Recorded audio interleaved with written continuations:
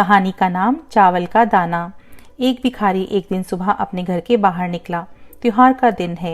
आज गांव में बहुत भिक्षा मिलने की संभावना है। वो अपनी झोली में थोड़े से चावल के दाने डालकर बाहर आया। चावल के दाने उसने डाल लिए हैं अपनी झोली में, क्योंकि झोली अगर भरी दिखाई दे तो देने वाले को आसानी होती है। उसे लगता है कि किसी और ने भी दिया है। सूरज निकलने के करीब है। रास्ता सोया है। अभी लोग जाग ही रहे हैं।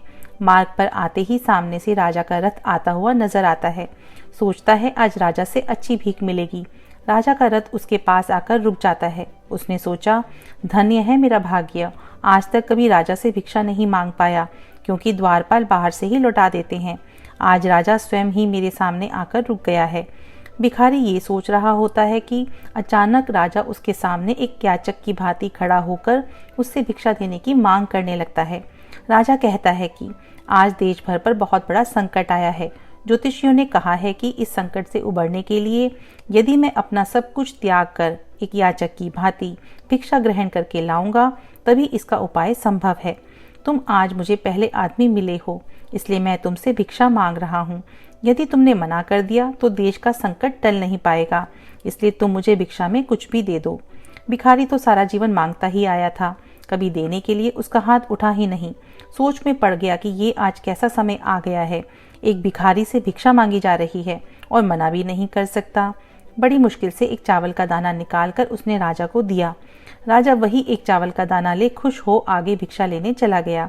सबने उस राजा को बढ़ बढ़कर भिक्षा दी, परंतु भिखारी को चावल के दाने के जाने का भी गम सताने लगा। जैसे जैसे शाम को वह घर आया, भिखारी की पत्नी ने भिखारी की झोली पलटी तो उसमें उसे भीख के अंदर एक सोने का चावल का दाना भी नजर आया। भिखारी की पत्नी ने उसे जब उस सोने के दाने के बारे में बताया तो वो भिखारी छाती पीट के रोने लगा। जब उसकी पत्नी ने रोने का कारण पूछा तो उसने सारी बात उसे बताई। उसकी पत्नी ने कहा, तुम्हें पता नहीं कि जो दान हम देते हैं वही हमारे लिए स्वर्ण है। जो हम इकट्ठा कर लेते हैं वो सदा के लिए मिट्टी हो जाता है। उस दिन से उस भिखारी ने भिक्षा मांगनी छोड़ दी और मेहनत करके अपना तथा परिवार का भरण पोषण करने लगा। जिसने सदा दूसरों के आगे हाथ फैलाकर भीख मांगी थी, अब वो खुले हाथ से दान पुण्य करने लगा। धीरे धीरे उसके दिन भी बदलने लगे। जो लोग सदा उससे दूरी बनाया करते थे, अब वो उसके समीप आने लगे। वो एक भिखारी की जगह दानी के नाम से जाना जाने लगा।